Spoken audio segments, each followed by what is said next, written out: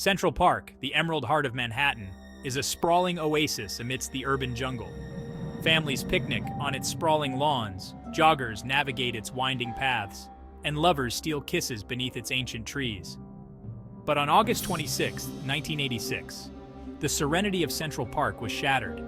A gruesome discovery transformed this beloved sanctuary into a chilling crime scene.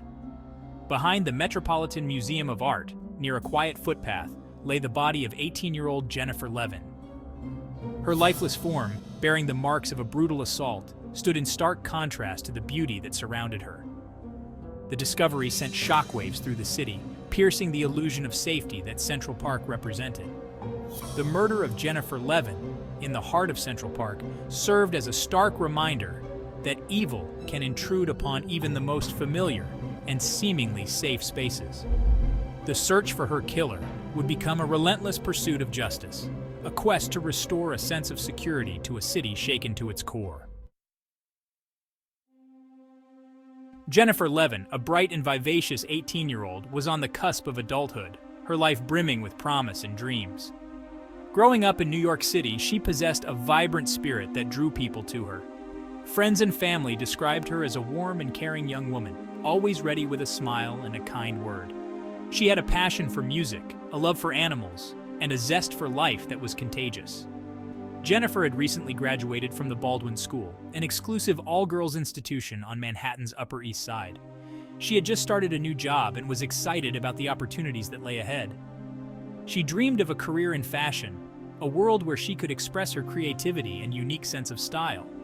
The summer of 1986 was a time for Jennifer to embrace her newfound freedom and explore the possibilities that awaited her.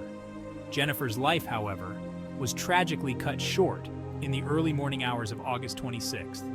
Her story, forever intertwined with the tragedy of her death, serves as a poignant reminder of the fragility of life and the enduring impact of violent crime. Robert Chambers, a handsome and charismatic 19-year-old, cut a privileged figure among the elite of New York City. His prep school charm and good looks made him a popular figure in the city's social circles, but beneath the surface, a darker side lurked.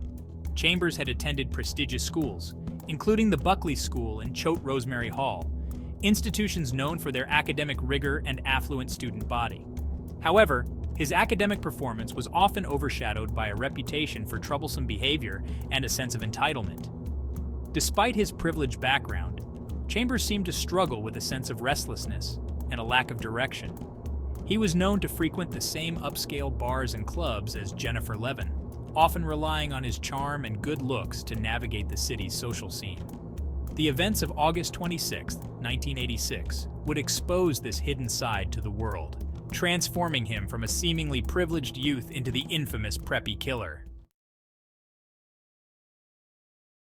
The paths of Jennifer Levin and Robert Chambers intersected on the evening of August 25, 1986, at Dorian's Red Hand, an upscale bar popular with the young and affluent on the Upper East Side.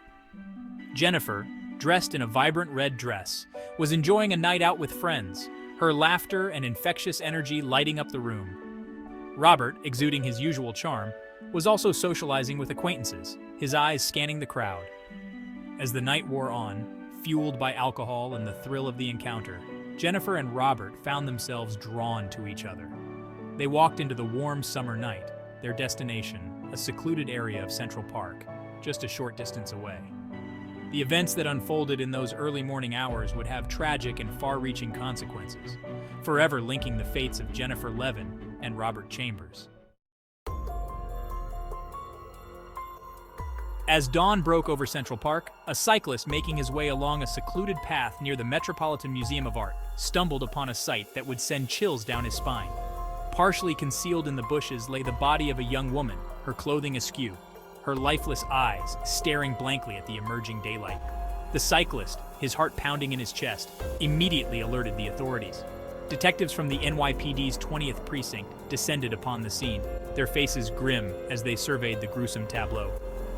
Jennifer's body bore the unmistakable marks of a violent struggle, scratches, bruises, and signs of strangulation.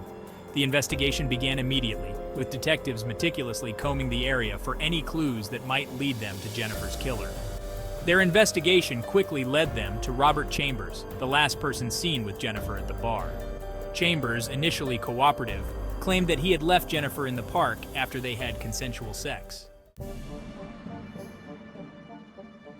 As the investigation into Jennifer Levin's murder intensified, detectives meticulously pieced together the events leading up to her death, relying on witness accounts, forensic evidence, and the inconsistencies in Robert Chambers' story. Forensic evidence played a crucial role in unraveling the truth. Scratches and bite marks found on Chambers' arms and torso corroborated the prosecution's theory of a violent struggle. Fibers from Jennifer's clothing were found on Chambers' clothing, further linking him to the crime scene. Witness testimony from those who had seen Jennifer and Chambers at Dorian's Red Hand that fateful night provided valuable insights into their demeanor and interactions. The prosecution, led by Assistant District Attorney Linda Fairstein, presented a compelling case, arguing that Chambers, fueled by alcohol and a sense of entitlement, had murdered Jennifer Levin after she had refused his sexual advances. The evidence, they argued, pointed to one inescapable conclusion: Robert Chambers was guilty of murder. The trial of Robert Chambers, which began in January 1988, captivated the city and beyond, becoming a media sensation that dominated headlines and sparked heated debates about class, privilege, and the criminal justice system. The prosecution, led by the tenacious Linda Fairstein, presented a meticulous case, laying out a timeline of events and presenting forensic evidence that linked Chambers to the crime. They argued that Chambers, in a fit of rage, had strangled Jennifer Levin after she had rebuffed his sexual advances. The defense, led by the high-profile attorney Jack Littman, adopted a controversial strategy, portraying Jennifer Levin as a sexually promiscuous young woman who had engaged in rough sex with Chambers, resulting in her accidental death. The trial became a battle of narratives, with the prosecution seeking justice for Jennifer Levin and the defense attempting to salvage Chambers' reputation. The jury, tasked with sifting through the conflicting accounts and weighing the evidence, faced an enormous responsibility. Their verdict would have profound implications, not only for Robert Chambers and the Levin family, but also for the broader societal debate about sexual consent, victim blaming, and the role of privilege in the criminal justice system. After weeks of testimony, intense media scrutiny, and emotional pleas from both sides, the jury in the Robert Chambers trial reached a verdict.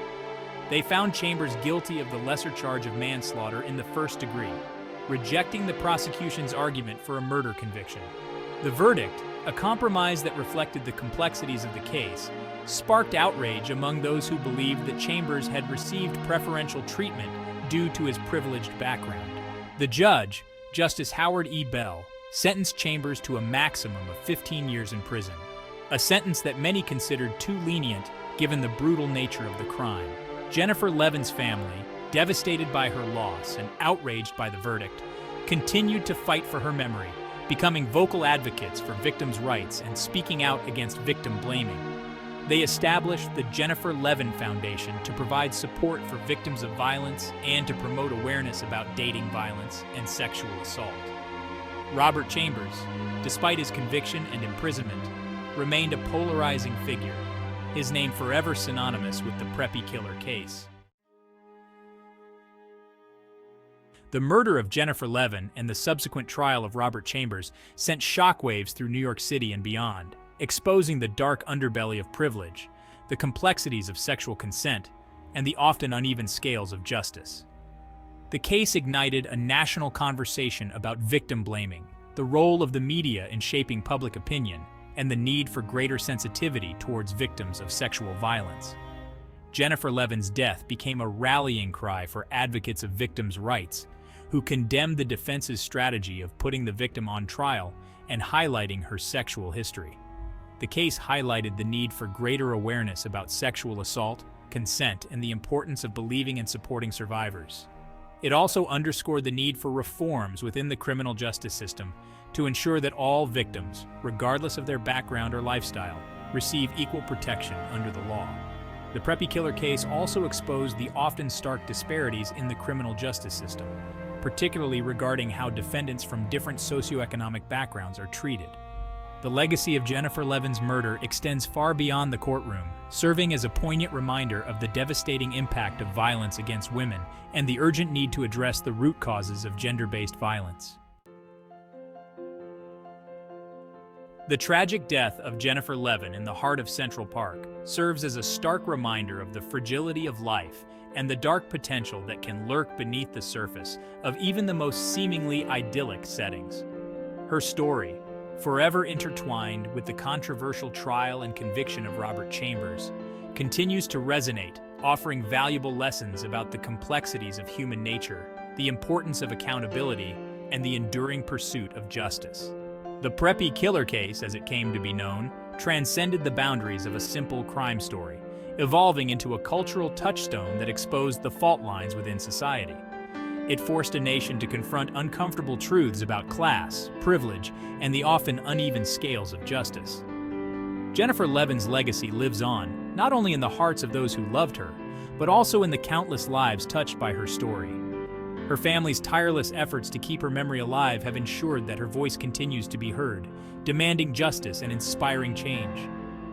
The quest for a safer and more just world continues, fueled by the memory of Jennifer Levin and countless others whose lives have been tragically cut short by violence.